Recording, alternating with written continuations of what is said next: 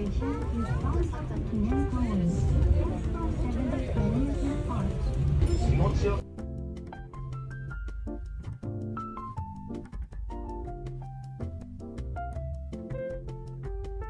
Welcome to Lalaport Expo City, Osaka. As you can see, that's the Tower of the Sun and it's really close to the mall. If you have kids na mahilig maglaro o sumakay sa mga rides, look, dito meron. There's also a part here where you can enjoy ice skating with the kids. So nag-start to December 2 and until February 25 only. Tapos naisipan namin ng mga kasama kong kumain dito sa KFC. Available sa KFC na to ang buffet and eat all you can. Bibihira ito sa mga KFC. Hindi lahat ng KFC dito sa Japan ay nag-o-offer ng ganito. Diba? Buffet, eat all you can. So 80 minutes, kasama na rin dun yung drinks. Meron ding drink all you can alcohol. Syempre may additional price for that. Oh diba? Kampay! Believe din naman talaga ako sa Kentucky Fried Chicken. Oh my God, 1939? Grabe, sobrang nakaka-inspire sa part na to. This is the area naman for takeout. And ngayon, nandito na tayo sa loob.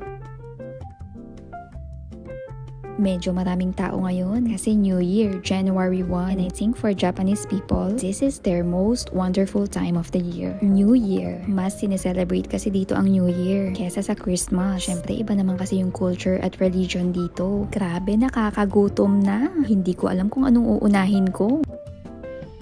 Wow, ang sweet. Gutom na daw kasi ako. Pero inuuna ko ang pagvi-video. Ano ba?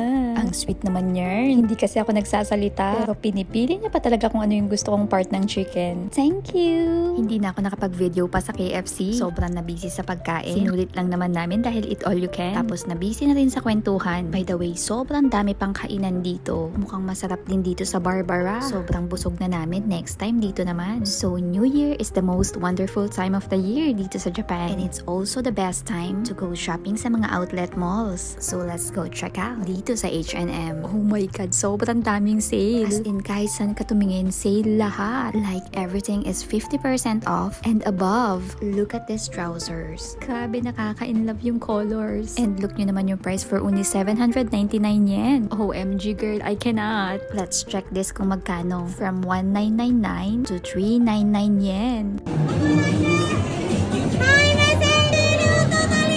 Grabe rin ang sale dito sa Azul, nagkakagulo na. Talagang all shops. As in, kanya-kanyang price down. Mukhang parang gusto ko nang mag-shopping na lang tuwing New Year. Lalo na sa mga malls or sa mga outlet na ganito.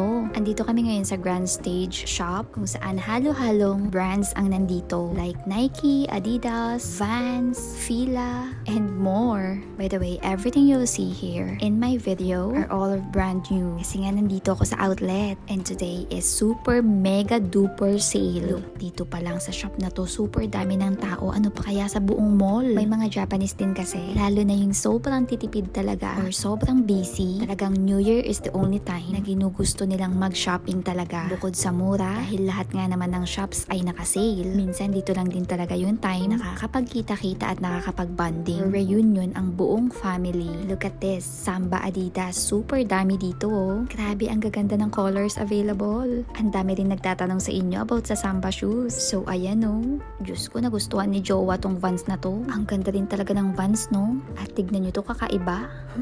Pwede. This time, let's take a look dito sa Zara. Ay, grabe. Ito na ata yung pinaka-murang sale na nakita ko sa Zara. Kita nyo naman ang mga people of Japan. Kanya-kanya ng calculation. At grabe, labas-pasok yung mga tao. From clothes to bags, shoes, lahat sale. Yun nga pala nakalagay na 890 yen na yan. When you check out those clothes na nakahang, grabe, may makikita ka pang 300 yen below. Kaya nga naman kumuha na ako ng basic white top. Even dito sa Coach at sa mga iba pang brands, Michael Kors, Ralph Lauren, Kate Spade, Charles and Keith, at iba pang brands na nandito sa outlet, they are all sale. Kaya grabe, super sarap mag-shopping kapag New Year dito sa Japan. And we also saw a bookstore dito sa mall. Kaya dali-dali kami naghanap ng English books. Baka nandito na yung mga books na hinahanap ko. Mga bookstores kasi dito sa Japan na napupuntahan ko, super kokonti lang ng mga English books. Dito medyo marami, pero titignan ko kung nandito yung mga hinahanap kong books. May area nga din pala dito kung saan may mga binibentang halo-halong klaseng mga pagkain. Usually mga homemade products or mga products from different places dito sa Japan. This is how the Osaka Ferris wheel looks like during daytime. And tada! This is how it looks during nighttime. Hinintay talaga naming dumilim bago kami sumakay dito. Grabe, sobrang taas. Last time na sumakay ako sa Ferris wheel sa Pinas pa. So ayan nga pala yung mga prices. You can also buy a ticket with drinks and a ticket with alcoholic drinks.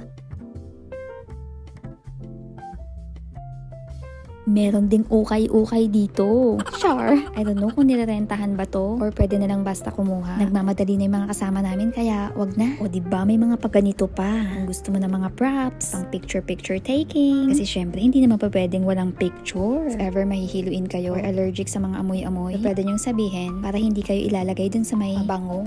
Tapos meron din silang iba't ibang ina-offer tulad nito. Oh my God, this is it!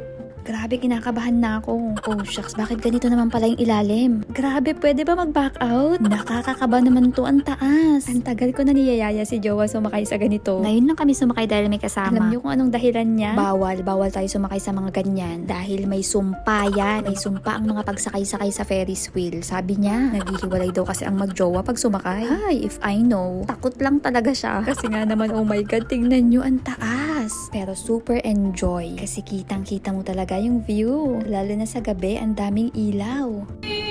New Year Japan! Buisit, ito talaga yung isa sa nakakanerbiyos. Salamin ang aapakan mo. Tas ang kukulit nitong mga kasama ko, nagtatatalon pa.